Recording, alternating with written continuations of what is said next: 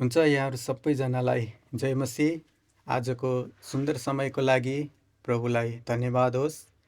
र आज हामी परमेश्वरको वचन सुन्दैछौँ, सिक्दैछौँ र आजको दिनमा परमेश्वरले यो सुन्दर वचन देखाउनु भएको लागि म प्रभुलाई धन्यवाद चढाउँछु।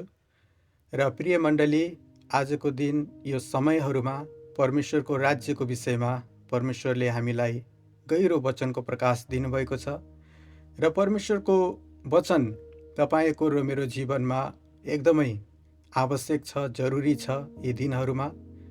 र परमेश्वरको वचन तपाईलाई र मलाई धेरै आवश्यक छ र हामी यी दिनहरूमा सिक्दैछौँ कि हामी कसरी परमेश्वरको राज्यमा प्रवेश गर्न सक्छौँ भन्ने कुराहरू हामी सिक्दैछौँ। र आज हामी सिक्नेछौँ कि परमेश्वरको राज्यमा प्रवेश गर्दाखेरि हामीले कुन कुन कुराहरूलाई पालन गर्नुपर्छ भन्ने कुराहरू हामी सिक्न गइराखेका छौँ। र हामी अघिल्लो भिडियोहरूमा हामीले सिकेका छौँ परमेश्वरको राज्यमा प्रवेश गर्नको लागि हामीलाई नयाँ जन्मको जरुरी छ र हामी दुःख र कष्टको बाटो भएर जानुपर्छ भन्ने कुराहरू हामीले सिकेका छौँ। र आजको भिडियोमा हामी परमेश्वरलाई कसरी प्रेम गर्ने र परमेश्वरको राज्यमा प्रवेश गर्नको लागि हामी परमेश्वरलाई प्रेम गरेर मात्र हामी परमेश्वरको राज्यमा प्रवेश गर्न सक्छौँ भन्ने कुराहरू सिक्न गइराखेका छौँ। त्यसकारण येशूले वचनमा भन्नुभएको छ, सबैभन्दा ठुलो आज्ञा उहाँले दिनुभएको छ, जो चाहिँ परमेश्वरलाई प्रेम गर्ने भन्ने कुराहरू उहाँले बताउनु भएको छ। र त्यो कुरा हामी आज मर्कुस 12 अध्याय त्यसको 31 पददेखि लिएर हामी यहाँ पढ्नेछौँ। 29 पददेखि लिएर 31 पदसम्म यहाँ येशूले यसरी भन्नुभएको छ। येशूले जवाफ दिनुभयो, सबैभन्दा मुख्य चाहिँ यो हो, हे इजरायल सुन, परमप्रभु हाम्रा परमेश्वर एउटै परमप्रभु हुनुहुन्छ। तैले परमप्रभु आफ्ना परमेश्वरलाई तेरो सारा हृदयले, तेरो सारा प्राणले, तेरो सारा समझले र तेरो सारा शक्तिले प्रेम गर। दोस्रो चाहिँ यो हो, तैले आफ्नो छिमेकीलाई आफूलाई जस्तै प्रेम गर। यो भन्दा ठुलो आज्ञा अर्को छैन। हालेलुया। साँच्चै नै जब येशू आफ्नो सेवकाईको दौरानमा हुनुहुन्थ्यो र उहाँ कहाँ धेरै भिडहरू आए, शास्त्री र फरिसीहरूले सोध्छन् कि व्यवस्थामा सबैभन्दा ठुलो आज्ञा कुन हो, हामीले कुन चाहिँ आज्ञालाई सबैभन्दा ठुलो मान्ने? र येशूले भन्नुभयो, सबैभन्दा ठुलो आज्ञा यही हो कि तैले आफ्नो सारा हृदयले, आफ्नो सारा प्राणले, आफ्नो सारा समझले, आफ्नो सारा शक्तिले चाहिँ परमेश्वरलाई प्रेम गर्नुपर्छ भनेर चाहिँ येशूले भन्नुभयो। त्यसकारण प्रिय मण्डली, तपाईँ र म यो दुष्टताको संसारमा छौँ यो समयमा, र तपाईँले र मैले पनि परमेश्वरलाई प्रेम गर्नुपर्छ। र परमेश्वरलाई जब हामी प्रेम गर्छौँ तब हामी यो दुष्ट संसारबाट हामी अलग भएर परमेश्वरको राज्यको लागि तयार हुन्छौँ। र परमेश्वरलाई प्रेम गर्नु एकदमै जरुरी छ, किनभने परमेश्वरले तपाईँलाई र मलाई धेरै प्रेम गर्नुहुन्छ। त्यसकारण येशूले भन्नुभएको छ कि तैले आफ्नो सारा समझले, आफ्नो सारा शक्तिले चाहिँ परमेश्वरलाई प्रेम गर्नुपर्छ है। त्यो कारण आजको दिनहरूमा के हामी परमेश्वरलाई आफ्नो सारा हृदयले, आफ्नो सारा समझले, आफ्नो सारा शक्तिले, आफ्नो सारा प्राणले के हामी परमेश्वरलाई प्रेम गरेका छौँ? यो कुरामा तपाईँ र म एकदमै सिरियस हुने समय हो र एकदमै हामी गम्भीर हुनुपर्छ। र यदि हामी परमेश्वरलाई आफ्नो सारा मनदेखि प्रेम गरेका छैनौँ भने आजकै दिनदेखि परमेश्वरलाई प्रेम गरौँ। र जब हामी परमेश्वरलाई प्रेम गर्छौँ तब परमेश्वरको नजिक हामी जान सक्छौँ र उहाँको राज्यमा पनि तपाईँ र म जान सक्छौँ। यदि परमेश्वरलाई हामीले प्रेम गर्दैनौँ भने तपाईँ र म परमेश्वरबाट टाढा भएर हामी विनाशतिर जान सक्छौँ। त्यसकारण परमेश्वरको राज्यमा प्रवेश गर्नको लागि उहाँलाई प्रेम गर्नु एकदमै जरुरी छ। र सारा आफ्नो मनदेखि, हृदयदेखि चाहिँ हामी परमेश्वरलाई प्रेम गर्नुपर्छ। र जब हामी परमेश्वरलाई प्रेम गर्छौँ तब हामी संसारका सबै खराबी कुराहरू, बुराइहरूबाट हामी अलग रहन सक्छौँ। त्यसकारण बाइबलले हामीलाई भन्दछ, अर्को खण्डमा हामी कलस्सी 3 अध्यायमा हामी देख्छौँ कि त्यहाँ चाहिँ माथिको कुराहरूको खोजी गर भनेर भनिएको छ। यदि तपाईँ र म परमेश्वरलाई प्रेम गर्छौँ भने हामी माथिको कुरा खोजी गर्छौँ। यदि परमेश्वरलाई हामी प्रेम गर्दैनौँ भने हामी संसारको कुराहरूतिर मात्रै खोजी गरिराखेका हुन्छौँ। त्यसकारण कलस्सीको पुस्तक 3 अध्याय त्यसको 1 देखि 4 पदमा चाहिँ यहाँ यसरी लेखिएको छ। म यहाँ हजुरहरूको बिचमा पढ्न गइराखेको छु।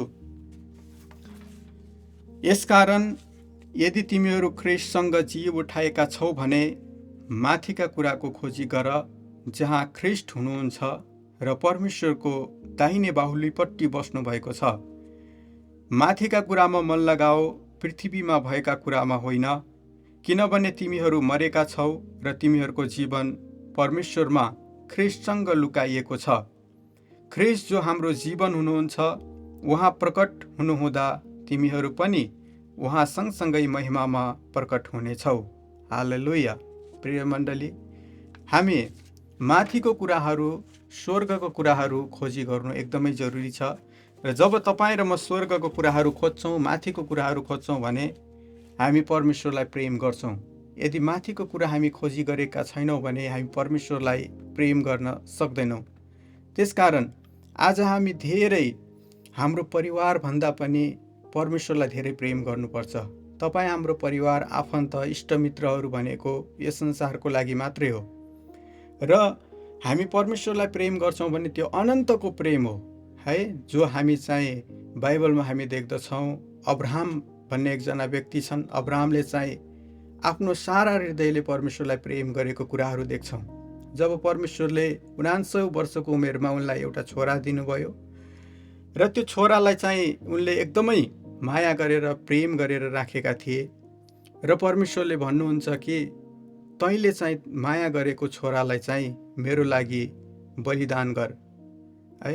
र अब्राहमले चाहिँ यताउता नहेरेर परमेश्वरको लागि चाहिँ अर्पण गरेका छन् है। उनले आफूले माया गरेको छोरालाई पनि परमेश्वरको लागि चाहिँ उनले बलिदान गर्नको लागि तयार भएका छन्। यो चाहिँ अब्राहमको प्रेम थियो जो परमेश्वरप्रति उनले गरेका थिए। के तपाईँको र मेरो जीवनमा पनि आज हामीले सबैभन्दा मूल्यवान ठानेका कुराहरू, सबैभन्दा धेरै संसारमा प्रेम गरेका थोकहरूलाई परमेश्वरको लागि अर्पण गर्न सकेका छौँ? यदि छैनौँ भने प्रिय मण्डली, आजै परमेश्वरको लागि हामी ती सबै कुराहरूलाई अर्पण गर्ने समय आएको छ। यदि तपाईँले र मैले परमेश्वरलाई भन्दा धेरै आफ्नो परिवारलाई प्राथमिकता दिन्छौँ भने, परमेश्वरलाई भन्दा धेरै हामी रुपैयाँ पैसालाई माया गर्छौँ भने हामी परमेश्वरलाई प्रेम गर्दैनौँ। यदि ती कुराहरूमा हामी पक्रिराखेका छौँ भने परमेश्वरले भन्दै हुनुहुन्छ कि तिमीले ती सबै कुरा छोडेर मेरो पछि लाग्नुपर्छ। त्यसकारण येशूले भन्नुभयो, यदि कोही म पछि आउने इच्छा गर्छ भने त्यसले आफ्नो सबै कुराहरू छोड्नुपर्छ, त्याग्नुपर्छ। यो चाहिँ परमेश्वरलाई गर्ने प्रेमको चिन्ह हो मण्डली। त्यसकारण के त्यो चिन्ह हाम्रो जीवनमा प्रकट भएको छ? के हामीले परमेश्वरलाई त्यसरी प्रेम गरेका छौँ? हामी परमेश्वरलाई दिन्छौँ त हामी केही स्वार्थको लागि, पाउनको लागि हामी दिन्छौँ। त्यो प्रेम भनिँदैन, त्यो एउटा स्वार्थ जस्तो हो। त्यसकारण जब हामी परमेश्वरलाई दिन्छौँ भने पुरा हृदयको साथ हामी उहाँलाई दिनुपर्छ। त्यसकारण हबकुकले भन्छन् कि चाहे अन्जिरको रुखमा मुना लागोस् नलागोस् र दाखको बोटमा फल नफलोस्, चाहे जैतुन रुखमा फल नलागोस् र खेतले अन्न नउब्जाओस्, खोरमा भेडा बाख्रा नभए पनि र गोठमा गाईबस्तुहरू रहेनन् भने पनि म परमप्रभुमा रमाउनेछु। हालेलुया। यो कुरा हामी हबकुकको पुस्तक 3 अध्यायको 17 पदमा देख्छौँ कि उनको समर्पण पनि परमेश्वरप्रति एकदमै निस्वार्थ प्रेम थियो, एकदमै गहिरो प्रेम थियो। त्यस्तो के हाम्रो हृदय आज छ? यदि त्यस्तो हृदय छैन भने हामी परमेश्वरलाई प्रेम गर्न सक्दैनौँ। त्यसकारण 1 कोरिन्थी 15 अध्यायको 19 पदले हामीलाई वचनले भन्दछ कि यदि यस जीवनको लागि मात्र हामीले ख्रीष्टमा आशा राखेका छौँ भने हामी सबै मानिसहरूभन्दा बढी दयनीय हुन्छौँ। के हामीले येशू ख्रीष्टलाई चङ्गाइको लागि मात्रै पाएका छौँ? चङ्गाइको लागि मात्रै उहाँलाई स्वीकार गरेका छौँ? के हामी मण्डली आफ्नो आशिषको लागि मात्रै जाने गरेका छौँ भने हामी सबैभन्दा बढी अभागी मानिसहरू हौँ। प्रिय मण्डली, तपाईँको र मेरो आशा भनेको नयाँ यरुसलेम हो, परमेश्वरको राज्य हो जहाँ तपाईँ र म प्रवेश गर्नुपर्छ। र त्यहाँ प्रवेश गर्नको लागि हामी परमेश्वरलाई प्रेम गर्नुपर्छ। संसारका कुरालाई प्रेम गरेर हामी कहिल्यै पनि परमेश्वरको राज्यमा प्रवेश गर्न सक्दैनौँ। र यही कुरा येशूले भन्नुभएको थियो र यही कुरा चाहिँ हामीले यहोशूको जीवनबाट देख्छौँ। र जब यहोशूले चाहिँ इजरायलीहरूलाई कनान देशमा ल्याएका थिए, इजरायलीहरूलाई भन्छन्, हे इजरायलीयो, तिमीहरू सुन, तिमीहरूले कसको सेवा गर्ने, के मिश्रको देवताको या कनानको देवताको? तर यहोशू भन्छन्, तर म र मेरो घरानाले परमप्रभुको सेवा गर्नेछौँ। हालेलुया। के तपाईँ र मेरो जीवनमा पनि यो समर्पण छ, यो त्याग छ परमेश्वरप्रति? यदि छैन भने आज नै त्यो समर्पण गर्ने समय हो। र पुरा घरानाले हामी परमेश्वरको राज्यको लागि हामी समर्पण भयौँ भने त्यो कुराबाट थाहा हुन्छ कि हामी परमेश्वरलाई प्रेम गर्छौँ। र प्रिय मण्डली, जब तपाईँ परमेश्वरलाई प्रेम गर्नुहुन्छ, तपाईँ सबैभन्दा एक्लो हुनुहुन्छ र सबैभन्दा तपाईँ एक्लो हुनुहुन्छ। त्यसकारण परमेश्वरलाई प्रेम गर्ने व्यक्ति एक्लो हुन्छ। त्यसकारण हामी परमेश्वरलाई प्रेम गर्नुपर्छ र परमेश्वरलाई प्रेम गर्यौँ भने हामी अनन्त राज्यमा भव्यताका साथ स्वागत पाउनेछौँ। त्यसकारण हाम्रो जीवन हामी जाँचौँ र परमेश्वरलाई प्रेम गरेर उहाँको राज्यको लागि, अनन्त राज्यको लागि हामी तयार बनाऊ। र त्यो समय आजकै समय हो। र परमेश्वरले आजको वचनबाट यहाँहरूको जीवनमा आशिष दिनुभएको होस्, कृपा गर्नुभएको होस् र वचनको बुझ्ने समझलाई चाहिँ खोलिदिनु भएको होस्। हुन्छ। सबैजनालाई जय मसीह।